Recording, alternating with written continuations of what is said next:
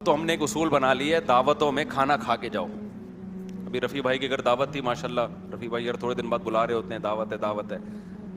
اب محلے پڑوس میں محلے داری بھی رکھنی ہے، ظاہر ہے. تو ہم نے کیا کیا، پہلے کھانا کھا لیا گھر میں. دعوت میں بھی شرکت ہو گئی، ہم نے بتا دی ہم تو کھا چکے ہیں. کیونکہ آپ کے مشورے پہ اگر ہم کھانا شروع کر دیں تو بھائی کھاتے کھاتے ایک دن دھماکے کے ساتھ ایک دن آئے گا کہ انتقال ہو گیا. انتقال سب کا ہونا ہے، لیکن کسی اچھی وجہ سے ہو تو زیادہ اچھا ہے نا. کھانے کی وجہ سے انتقال کوئی اچھا کام نہیں ہے. اچھا بھائی، تو اب مجھے کوئی دعوت میں رات کے وقت بلائے گا نا، تو پہلے ذہن میں رکھے میں کھانا کھا کے جاؤں گا. تو اتنی مرغن غذائیں رات کو لیٹ نائٹ کھا کے پھر سوتے ہیں تو وہ ہضم نہیں ہو رہی ہوتی، سینے میں جلن. اگلا تو خوش ہو گیا کہ مفتی صاحب کی ہم نے دعوت کی، مفتی صاحب نے ہمیں عزت دی. مفتی صاحب نے آپ کو عزت دے دی، اپنا بیڑا غرق کر دیا. اور جب آپ ایک دن بیمار ہو کے ہسپتال میں جائیں گے نا، تو جن جن لوگوں نے کھلایا ہے کوئی بھی پوچھنے کے لیے آپ کو نہیں آئے گا کہ طبیعت کیسی ہے آپ. کچھ لوگ تو ہیں مخلص پوچھ لیتے ہیں، لیکن میجورٹی جو کھلا رہی ہے وہ پوچھنے بھی نہیں آئے گی.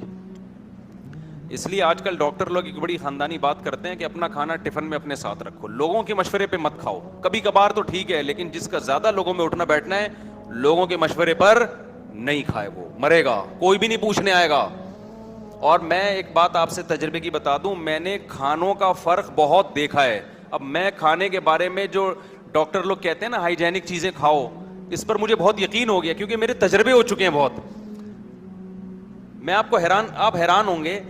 ہم یورپ جاتے ہیں نا، یورپ گئے، سعودی عرب گئے، وہاں آپ جو مرضی کھا لو بیمار نہیں ہوتا آدمی. ادھر ہوٹل میں ایک دن کھائے گا بیمار ہو جائے گا.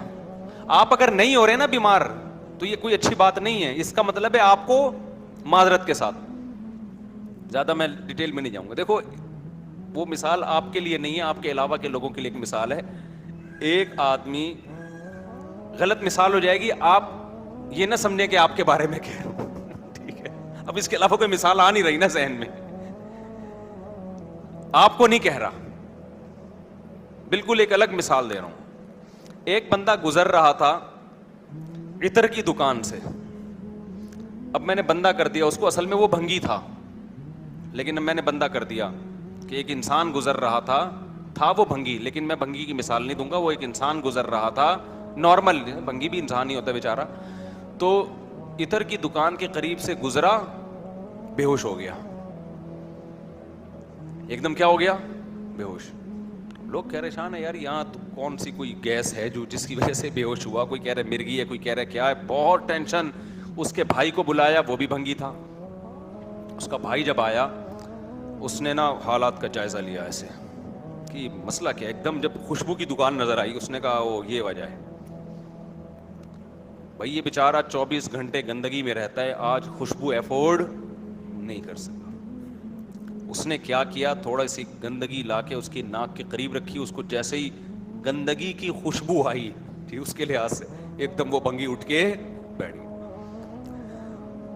تو اگر آپ کو گندگی سے تکلیف نہیں ہو رہی ہے، اس کا مطلب یہ نہیں کہ گھر میں صفائی ہے، اس کا مطلب میں اور آپ گندگی کے عادی ہو گئے. اگر آپ کو الٹا سیدھا گند بلا کھا کے معدہ احتجاج نہیں کر رہا، اس کا مطلب معدہ ڈھیٹ ہو گیا ہے. صحیح ہے. تو یہ مطلب نہیں کہ یہ خوراکیں نقصان، یہ میں نے ڈاکٹر بتاتے ہیں کہ یہ اس کی علامت نہیں ہے کہ اب یہ خوراکیں ہضم ہو رہی ہیں یا جزو بدن بن رہی ہیں. معدہ ہے، اب وہ سگنل ہی نہیں دے رہا کہ غلط کھایا ہے آپ نے. اس کے جو